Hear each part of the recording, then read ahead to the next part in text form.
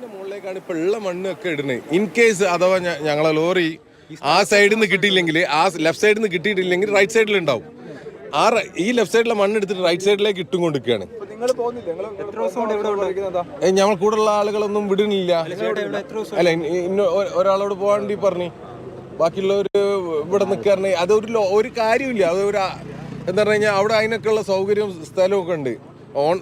സ്പോട്ടിന്റെ അടുത്തേക്ക് വിട്ടിട്ടില്ലെങ്കിലും നമ്മൾ ലോറി ഉള്ള സ്ഥലം കാണിച്ചു കൊടുക്കാനെങ്കിലും ഒരു ഇത് കഴിയുള്ളൂ. സിറ്റുവേഷൻ ഇന്നിപ്പോ നല്ല കാലാവസ്ഥയാണ്. ഇതൊരു നല്ലൊരു ഓപ്പർച്യൂണിറ്റിയാണ്. ഇന്ന് കഴിച്ചിലാക്കാൻ എന്തായാലും പറ്റണോ? ഇപ്പൊ നിങ്ങൾ തന്നെ കാണുന്നില്ലേ, എത്ര നേരമായി ഒരു ലോഡ് മണ്ണ് വന്നു കഴിഞ്ഞാൽ പിന്നെ ഇത്രയും നേരം കഴിഞ്ഞിട്ടാ. മറ്റേ അങ്ങനല്ല, ബാക്ക് ടു ബാക്ക് മണ്ണ് വരണോ. പിന്നെ ഇവിടെ ഒരു എന്താ പറയുക, ശാസ്ത്രീയപരമായിട്ടല്ല എടുക്കണത്. ഇവർ ജസ്റ്റ് ഇങ്ങനെ മണ്ണ് മാത്രം എടുത്തിട്ട് പോവുകയാണ്. മണ്ണ് കൂടുതൽ നീക്കം ചെയ്യാതെ റഡാർ എത്തിച്ചതിന് ശേഷം റഡാർ എവിടെ, ബാംഗ്ലൂർ എവിടെ ആണെന്നാ പറഞ്ഞു കേൾക്കണേ.